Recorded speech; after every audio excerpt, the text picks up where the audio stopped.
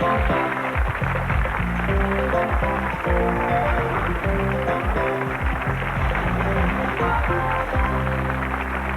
and gentlemen, Jackie Mason.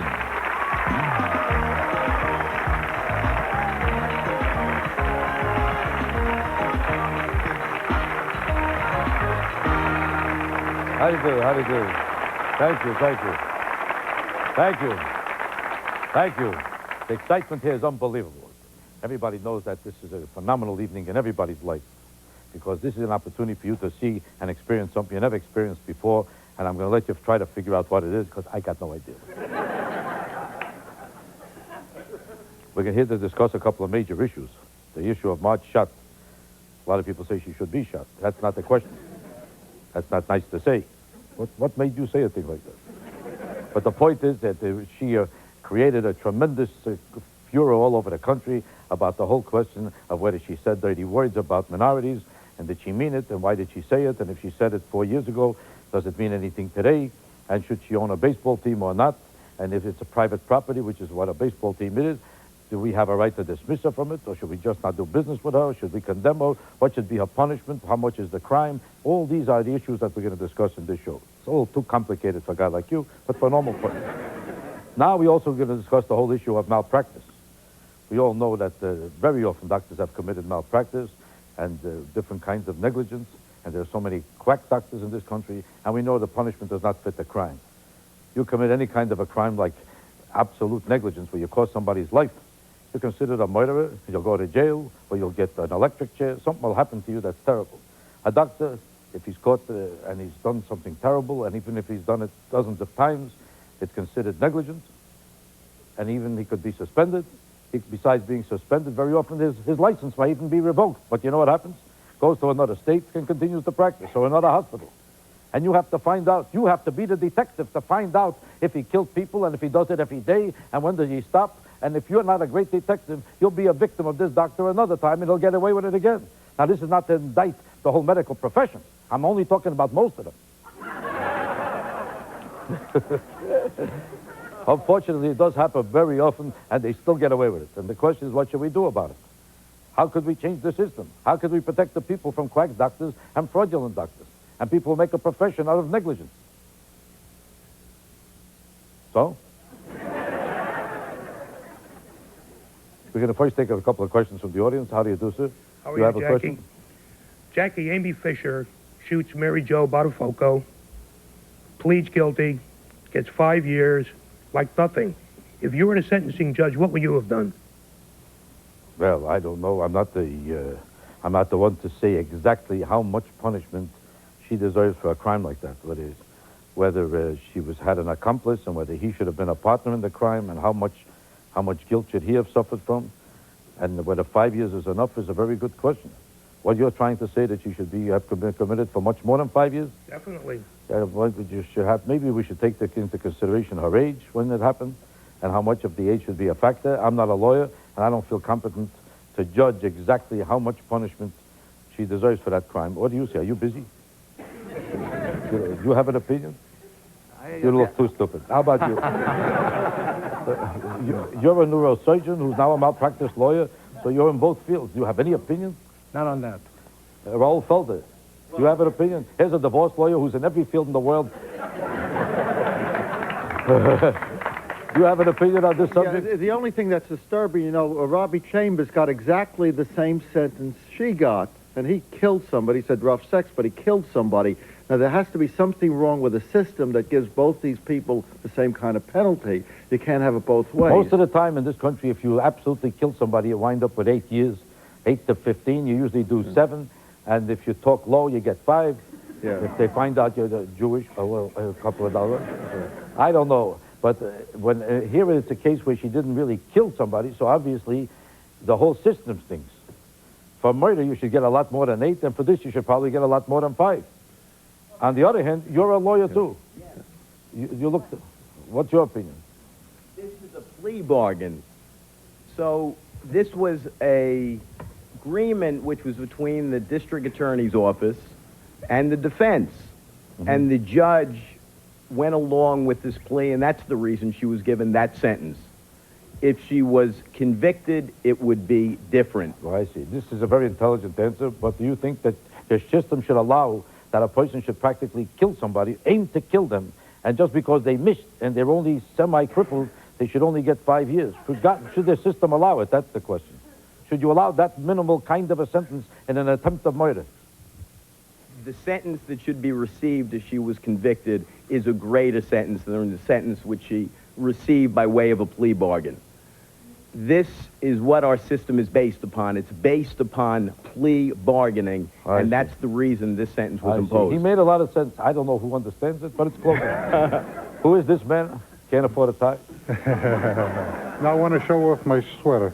My Why wife not? Why made it. not? My wife made it. It's a lovely sweater. How does your wife look? Your wife is here? I see. So you're here to peddle sweaters? Is that... Jackie, I would like to know, would you keep a registered gun in your house for home defense? Positively.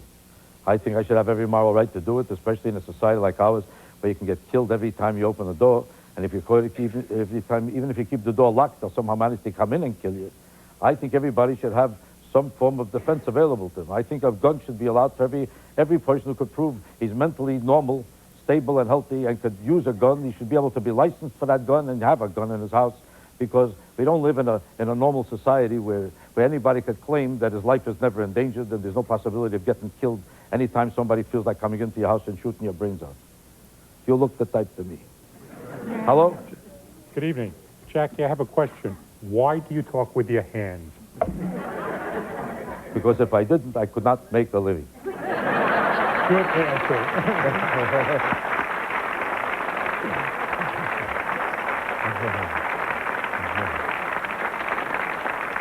By the way, besides these two issues, there's also the story of Roy Innis. Some of you might have heard some kind of a...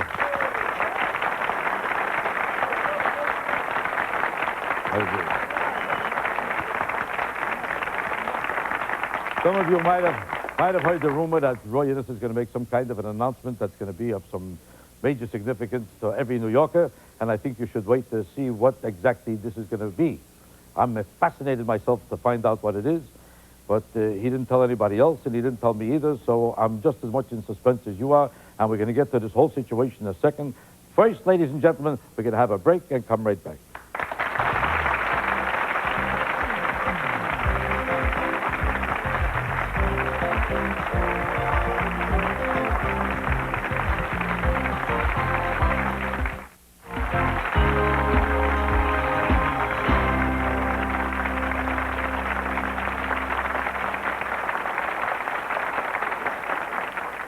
How do you do? The first issue is Marge Schutt. This is making so much noise all over the country. I don't think anybody doubts that she made racial slurs. I think she still is denying it, but let's assume she did do it, because everybody has too much evidence that she did make racial slurs. Or let's even take it away from her. If somebody did make racial slurs, maybe it's not fair to commit her to something that she's not necessarily committed to. We don't know if she really made racial slurs. We claim she did. The whole country says she did. She's the only one that says she didn't. Then she remembers when she did, but she doesn't remember if she heard it. But the point is, if somebody did, should they have a right to have a baseball team? Absolutely not. Oh, here's an Absolutely intelligent not. person. First of all, it is a... excuse me, where are you from again? Michael Hawkins, the NAACP. Right. As you You've know, been the on this show a NAACP... number of times before. Yeah. Right, I keep asking for you back. You know why? Why is that? I don't like intelligent people. Oh. So what's your opinion? What's your opinion? Okay, just don't share your dresser with me. In any event, What is that? You Was like that that, an huh? insult? Was that an insult? Don't share your dresser with me? What was that mean, don't share? You don't like the jacket? oh, it's nice on you. Oh. You mean if you look better enough, this is good? It looks great on you. Let's get to Marge Schutt. What's your Okay. opinion? The NAACP is on record for calling for her dismissal. She should be out of the sport, and I think the reason's obvious. First of all, as we all know, baseball has a special place in America. Everybody thinks about it as the all-American sport. The image of baseball is of a small kid looking starry-eyed, 8 or 9 years old. Santa Claus is gone, but there's always baseball. And I think she has tainted the sport. She's tainted the image of the sport. And frankly, it's something that receives a lot of public support. This isn't strictly a private enterprise. After all, I'm sure the stadium they play in was paid for with taxpayer dollars. And Let's assume they took the taxpayer dollars out of it, and it was private enterprise completely. Then what would you say? What if you said, I give up the money from the state or the country, and I want to make it with my own money? I'd say she still should be out of it. And the reason for that is... On what basis do we have a right to throw her out of it if it's private enterprise? Well, if it's strictly a private enterprise with absolutely no public money, I would say that, first of all, I don't believe there's any enterprise that does not have some public money involved. Even if it's just But if I open a store, that's my own store. And if I happen to own the store, I'd make it with my own money. And as a pastime, I curse Jews and blacks and everybody else because that's how I enjoy myself. Do you have a right to take the store away from me? If you have a limited franchise, well, wait a minute. There are only so many teams. Right. It's a limited franchise. You just can't get one because you have enough money. You have to have enough money, be in the right place. You have to be able to influence the right people. And I think that when you have a limited franchise, just like we used to have when there were only a limited number of channels before there was cable, there were a lot more restrictions on what you could say and do on television because you had that limited franchise and there was no place else to go. And it seems to me that's the position you have with baseball. If we had 3,000 teams, then maybe I might think otherwise. But because there's a limited franchise, is there any prerequisite in the law? On what basis? Is it a constitutional right? What right do we have to do it? I don't think it's not a constitutional right. This is Ira Burkhardt of New York Times. Go ahead, let's see if you could make sense for change. Well, I'll try a little bit, but it is a private enterprise, and she can say and do almost anything she wants to do. But what we're interested in right now is the aspect of fair play. The Cincinnati Reds baseball team has the worst record for minority hirings in the front office of any other baseball team. And we don't see this as fair play. Out of 45 front office... Wait a second. That wasn't proven. That wasn't proven. Just a second. All you know is that... Let me finish the statement. Go ahead. Out of 45 front office employees in the Cincinnati Reds, one is a minority, which is 2.2%. Of the rest of the major league, of the other 26 major league teams, other 25 major league teams, the average is 16%. Okay. So what we're interested in, and with some of the statements that she has made, which she has said under oath, Jackie, that she has used the word nigger. She has not denied using a Jew or Jap in a disparaging manner. And so what we're interested in here is the aspect of fair play, which does not seem to have come into play on this playing field. The question is, where do we get the right from to take this baseball team? This is Lynn Samuels. What about the First Amendment? None of us, he couldn't do his job, I couldn't do my job, if we couldn't say what we want to say. And if there is public money involved in her stadium or something, then you really can't tell her what to say. If that's what makes America, America, is even if it's despicable and we hate what she says, she can say anything she wants, and to say they want to take her team away from her is it's ridiculous. She can say... Wait a second. She can say whatever she wants to say, but people can boycott the Cincinnati team. The other players can boycott. But we're talking about two separate things. Do we have a legal right to try to take that team away from her, or we just have it? So we're talking about boycotting her. I don't think anybody has a right to boycott anything. The question is, do we have any rights to do anything more than that? Well, if you boycott a team ain't worth anything. If all the other teams refuse to play well, not every boycott is against necessarily successful. There might be enough bigots who want to support her. Well, if the players on each other team refuse to play against the Reds, but do we have team is worth nothing. That's my idea of making it getting too easy. Everybody's debating whether she should keep the team or keep it or lose it. I wrote this week in the City Sun to do it something a little bit different. Just to fire her is not going to solve the problem. Marge Schott's problem was she got caught. The rest of baseball thinks just like her. What they need to do is 1, suspend her. 2, fine her $1 million. 3, hire a black Jewish woman to run the team when she's not there. 2 more points. 3 more points. One more joke, I throw you the hell out. 2 more points. 1, at baseball's expense, she should be escorted to Buchenwald and Auschwitz to see what racism is really about. And point 5, she should talk when she comes back. When she comes back, she should sit down with Mrs. Martin Luther King and Mrs. Betty Shabazz and let them tell her about racism in this country. This is a lot of places she has to go now. This girl has to take a year off just to do all these things. Well, that is the issue. I'm Really, sorry? That it really is not the issue. The real issue is that this action on the part of Marge Schott, this vile, vicious, vitriolic attack, is the latest in a long group of insults by Jimmy DeGreek, who said that blacks were bred inferior, by Al Campanis, who said that we could not do the same thing. Malcolm X said the same thing. And the fact of the matter is Malcolm that X whether said the we same like thing. it or not, we have a right to protest for what is right. Right. And we have a right to economically boycott her. We have a right to boycott the Mets or anyone else who deals with her. Nobody doubts the right to boycott. This is a free country. You have a right not to buy anything you don't want to buy. The question is there any other weapon we have a right to use against above and beyond that? What do you think? What's that? Well, you have a right to put her out of food. This is Roy Innis. I don't know if you heard about it.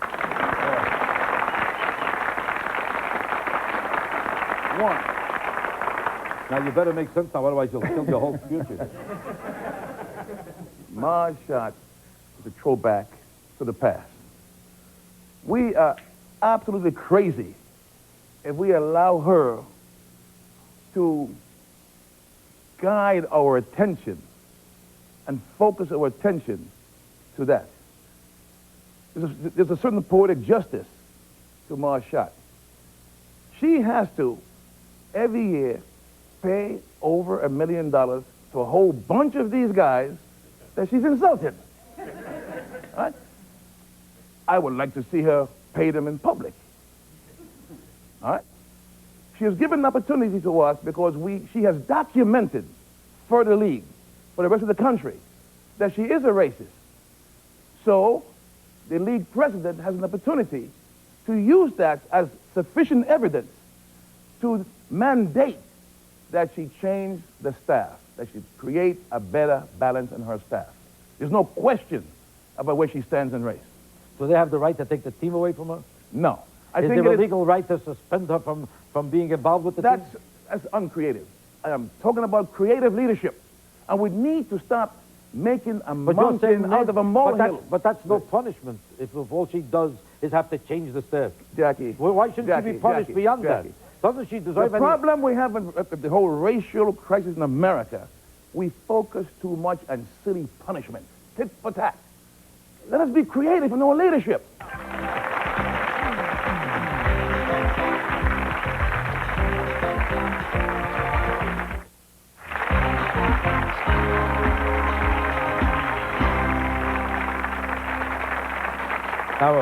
Now, Roy Innis said this, you shouldn't make an issue out of punishment. We should be above that, and we should take a different kind of an attitude towards this. Yes. We could Constructive leadership. Constructive leadership. Exactly. We need to maximize the opportunity. We can rectify the disproportionate numbers on our staff. One black? 1 out of 40. Exactly. Any Jews that can there? be Any solved quickly. No Jews there either? Couple Jews. All right, 2 Jews. Wait, what's that? What is it, it's her team. She owns it. You She see- can say anything she wants. So why then was Steinbrenner suspended? Because he committed a crime. He was involved in gambling. But she has is committed a moral bigot, crime and this too. is a She has committed a moral crime. This brings up a whole... If there were no First Amendment, you couldn't talk. I couldn't I will talk. not restrict her First Amendment rights. Steinbrenner was I accused supposed of to no do that. crime. What's Exactly. that? Steinbrenner was accused of no crime in a legal aspect. Exactly. He was accused of something that was considered outside of the best interest of baseball. But it he wasn't in wasn't jail. speech. He was You're fine. just talking about something she said. Before Jackie Robinson, if you had an owner who said, gee, we ought to have black people, everybody would have said, oh, my God, that's the worst thing I ever heard, and try to take his team away. You forgot Right, the now, American problem is Revolution. this. She seems to be speaking for everybody in Cincinnati. She's been saying this for 4 years. If nobody in Cincinnati has said anything up until now about it, they better use their First She wasn't Amendment speaking rights for a lot and of the sports boycott writers her. there. Wait a second. Otherwise, a lot of the sports columnists were Baseball, opposed to her. excuse me. They're condoning it if they go to the ballpark. It looks like or I'm the else only they're one that makes sense on this issue so far. Because the point is that they do have an organization in baseball that says that if you're doing something that's detrimental to the interests of baseball, you could be suspended. So if this is, nobody doubts this is detrimental to the interests of baseball or to the basic moral standards of our whole society. So why shouldn't she be suspended? if the other guy was suspended. Is that what you're trying to She say? might be suspended. Right now, there is an executive council looking into it, and who have the powers now of the commissioner of baseball. There's no commissioner of baseball. This executive council now has the powers to exercise the best interest of baseball. Right. Mr. Madden, what did you want to say? One of the points that hasn't been brought up here was after the initial allegations came out about her through the depositions of Mr. Sabo, one of her former employees, Bill White, the National League president, who was black, went to her, talked to her, and thought he had this entire situation resolved by having her talk to the civic leaders of Cincinnati. The mayor of Cincinnati happens to be black. He had her meet with him and the Jewish leaders there. They had lunch. After the whole lunch was over with, Marge had apologized to them. They accepted her apology, and this issue was dead, or just about dead, at least put to rest. Then the Times came out with a second article in which Re-inflamed everything. a black woman who used to work for the Oakland A's said that she had heard Marge Schott say on a conference call with the other owners all these other racial inflammatory remarks. Well, so far, those remarks have not been corroborated by anybody. Now, the point I'm trying to make here is that everybody wants Marge Schott thrown out of baseball and suspended and all these other things, but I think that the woman does deserve due process here. That's right.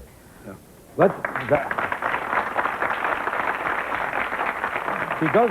Let's assume she does deserve due process. The question is, if after due process they found her guilty of exactly these words, in your opinion, should she be suspended or not? Well, let's take this a hypothetical person, leaving her out. In my opinion, yes, she should be suspended. They can't make her sell the ball club.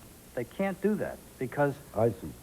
Legally, the NAACP man. I disagree, and the reason I disagree again is I think when you give the hypothetical where you make the assumption that it's strictly a private enterprise that has no public money in it, I think you make a mistake because that takes us into the realm of something that doesn't exist. Before the free agent clause came along in baseball, baseball was pretty much run outside of the antitrust laws, which meant they were exempt from many of the laws that create free enterprise and allow a monopoly not to flourish. What we have in baseball is a monopoly. There are only so many teams.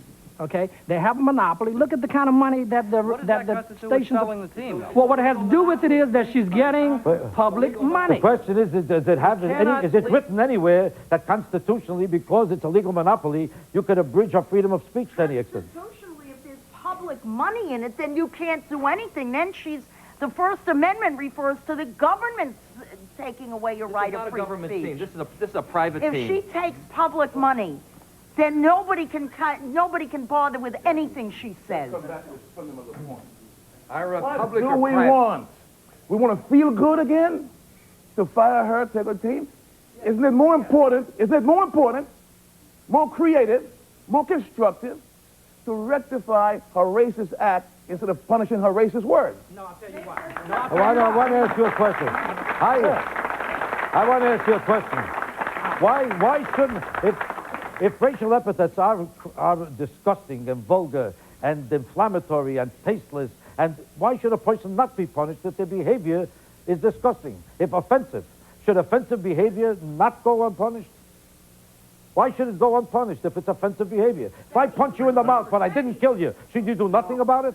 If I insult everybody and I'm using the government's money to give me a right to have a baseball team, which is an honor and an opportunity, and which very few people can have because it's a monopolistic situation. There's only a few teams in the whole country. Why should that person be so honored that they should be given the right to own such a team if they are directly offending everybody in America?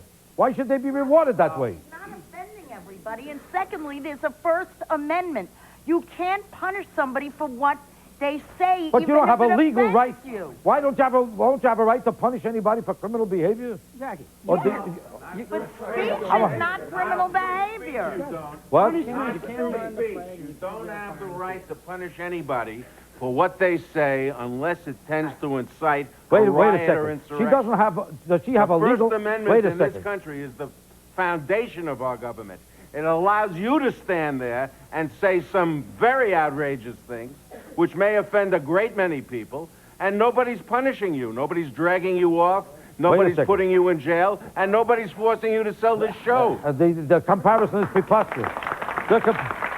The comparison is preposterous. Jackie Mason, What? all you do is just turn the dial. Right. And the argument is, the fact of the matter is, whether we like it or not, we don't need just creative leadership, we need creative ownership. And the fact of the matter, in Wait my a second. judgment, that's what I Wait think a we second. need, creative ownership. Wait a second. Absolutely right. Roy Innis says it's not a question of retribution. We're long past making people feel good by giving them Band-Aids on these Wait a issues. second. We need a creative solution for leadership that will make the public stay away from Cincinnati. Wait a second, Not wait a by second. a Wait a mandatory second. A boycott, person doesn't but have a moral- because they don't want to patronize bigots.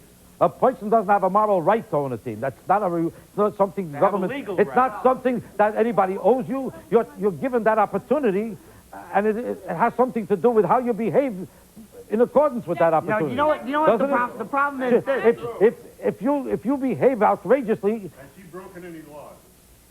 it's not a question of breaking laws. It certainly is. It's a moral question, and the point that we were trying to make is that there are different types of punishments. How better than to punish her? How better than to punish a racist than by putting blacks and Jews and Hispanics and Chinese Wait a second. on their staff? Wait a I second. mean, make her suffer that way. You can't really do that to her. Solve the But problem. you know, Solve the what problem nobody seems to and make understand her suffer. Wait a the second. cost and punishment are the mechanism of the people of Cincinnati. The people of Cincinnati determine what the punishment should be. Now, you can ban her from baseball because of this. You cannot take her private property from her. However, the people of Cincinnati, without the courts taking it away, can just boycott her. They can exercise their amendment, and if they really are against it, they'll make her team worthless. But let me let you in on a secret. You can't own a TV station unless you qualify. There are qualifications in terms of your character for owning a TV station because the government decides, the FCC, who has a right to own a TV station. The same thing applies to a baseball team. No, it doesn't. It does not. Government. It does The government not. does. You are I'll be right almost back. though.